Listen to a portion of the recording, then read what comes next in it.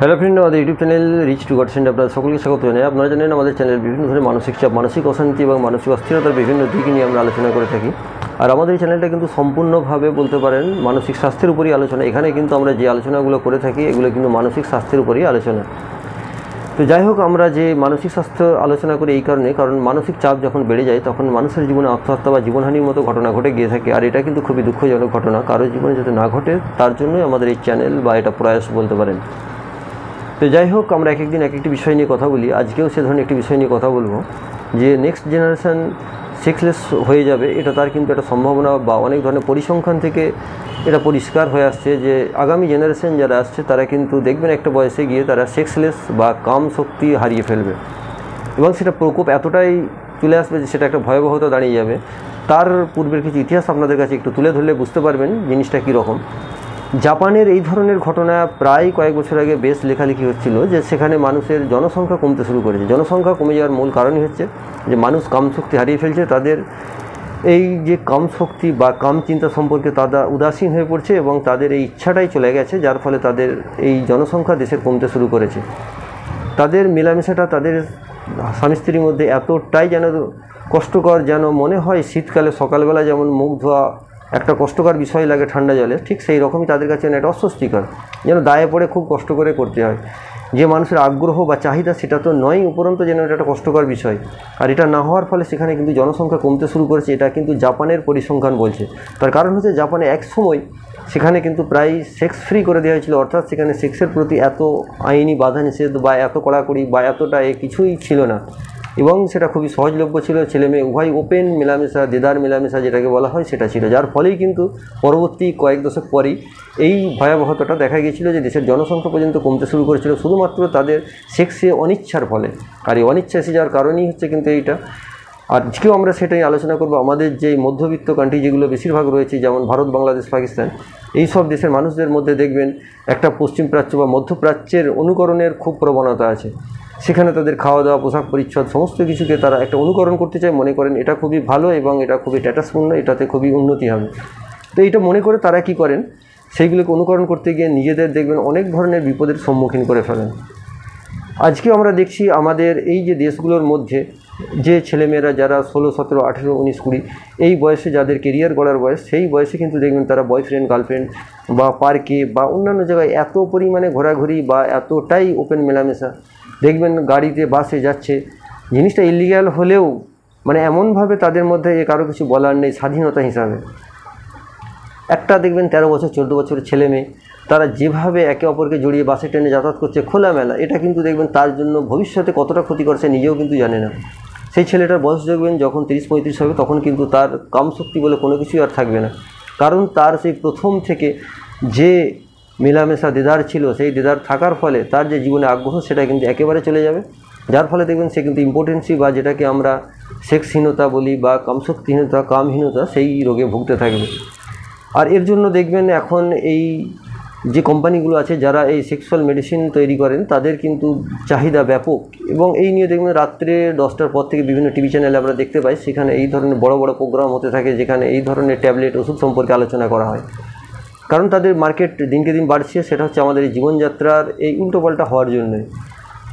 আপনি দেখবেন আমাদের প্রত্যেক দিনের দৈনন্দিন জীবনযাত্রায় যে খাদ্যাভ্যাসগুলো রয়েছে, পোশাক পরিচ্ছদগুলো রয়েছে, ব্যবহার্য জিনিসগুলো আছে, সেগুলো সবগুলোই কিন্তু একটা সেক্সুয়াল ইরিটেট করার মতোই জিনিস। আমি একটা ছাত্রীর কাছে একবার শুনেছিলাম, একটি ডাক্তারের কাছে গিয়েছিল, যে তার সমস্যা হচ্ছে কি, সে বলছিল আমি যে পিঠ ব্যাগটা নিয়ে যাই, পিঠ ব্যাগটা যে এখন বা বড় ধরনের যে ব্যাগগুলো এখন ব্যবহার করে পিঠে নিয়ে যাওয়ার, তো পিঠ ব্যাগটা যখন নিয়ে যাই হাঁটতে থাকি তখন আমার পশ্চাৎ দেশে যখন এই ব্যাগটা চললে যে একটা ওঠানামা করতে থাকে তার ফলে আমার একটা সেক্সুয়াল ইরিটেশন হয়। তো বুঝতে পারছেন আমাদের যে ব্যবহার্য জিনিসগুলো সেগুলোও কতটা একটা ইরিটেটেড করার মতো, সেক্সুয়াল জিনিসটাকে ইরিটেটেড করে দেওয়ার মতো ব্যবহার্য জিনিসটাও কতটা মারাত্মক ক্ষতিকারক জীবনে প্রভাব ফেলছে। পোশাক আশাক তো আছেই, এখন কারো কিছু বলার নেই, যেহেতু একটা ব্যক্তিগত স্বাধীনতার বিষয় আছে। তো যাই হোক, সেই স্বাধীনতার নাম করে তারা যে নিজের ক্ষতি করছে সেটা কিন্তু তারা এখনও বুঝতে পারছেন না। দেখবেন পুরো যে কনসেন্ট্রেশনটা সেটা কিন্তু এই দিকেই চলে যাচ্ছে। আপনি লক্ষ্য করে দেখবেন এই যে 13-14 বছর থেকে শুরু করে 18-20 বছর পর্যন্ত ছেলে মেয়েদের মোবাইলটা খুললে দেখবেন সেখানে কার বয়ফ্রেন্ড গার্লফ্রেন্ড নেই এমন কিছু খুঁজে পাওয়া কিন্তু মুশকিল, বা তার ফোন কলে এই ধরনের সেক্সুয়াল কথাবার্তা হয় না, এটা কিন্তু বোঝা মুশকিল।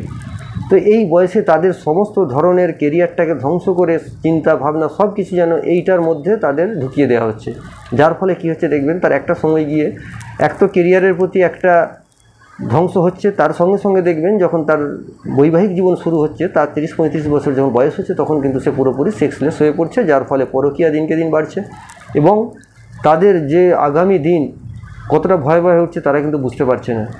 আর যার ফলে কী হচ্ছে দেখবেন এই যে স্বামী স্ত্রীর সমস্যা বলুন বা আরও ব্যক্তিগত সমস্যা, সেগুলো কিন্তু দিন দিন বেড়ে যাচ্ছে এবং দেখা যাচ্ছে সেই পুরুষটা কিন্তু যেভাবে ক্ষমতা শূন্য হয়ে পড়ছে তার একটাই কারণ হচ্ছে সে একটু কম বয়স থেকে এটার প্রতি অ্যাডিক্টেড হয়ে গেছে, এতটাই ব্যবহার করেছে যে আজকে তার প্রতি সেই জিনিসটার আর কোনো নেশা নেই।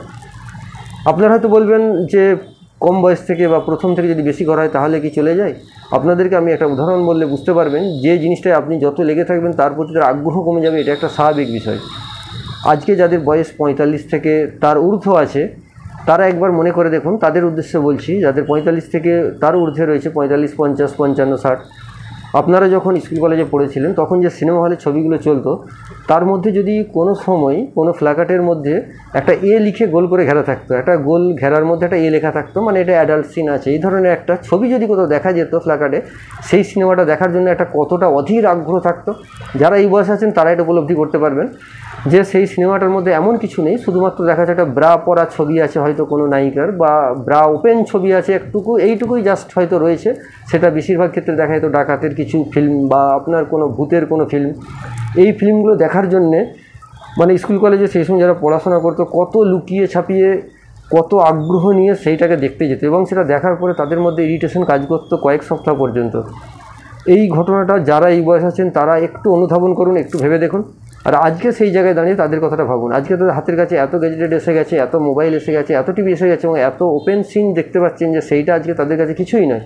সেই সামান্যতম সিনটা দেখে তাদের যে উত্তেজনা অনুভূতি কাজ করতো, আজকে কিন্তু সেই উত্তেজনা অনুভূতি সেই জিনিসটা দেখে আর কাজ হয় না। আজকে এই বয়সে যারা আছেন তারা ভালো করেই বুঝতে পারছেন আমি যেটা বলতে চাইছি। আজকে কি সেই অনুভূতি পান? তার থেকে যদি বেশি আরও কিছু সিন এই ধরনের কোথাও দেখতে পান তাহলে কি আপনাদের সেই অনুভূতি আসে? কারণ দেখবেন আপনি হয়তো বলবেন যে বয়স হয়েছে সেই জন্য হচ্ছে না, তাহলে আপনি যেই সিনটা দেখে অনুভূতি এতটাই পেতেন সেই সিনটা আজকে কোনো ছেলে মেয়েকে দেখেন তারা সেই উত্তেজনা অনুভব করে কিনা, তাদের কাছে কোনো উত্তেজনা অনুভূতিই হবে না, কারণ তার থেকে তারা অনেক কিছু বেশি দেখে ফেলেছে, অনেক কিছু বেশি ব্যবহার করে ফেলেছে। তো সেই রকম যখন আপনি জিনিসটার প্রতি বেশি বেশি ব্যবহার করে ফেলবেন তার প্রতি একটা যে আকর্ষণ সেটা কিন্তু কমে যাবে, আর যার ফলস্বরূপ কিন্তু দেখবেন আগামী দিনে এই যে কামহীনতা এটা প্রকোপ এত বেড়ে যাবে যে দেশের জনসংখ্যা নিয়ন্ত্রণ করা চাপ হয়ে যাবে।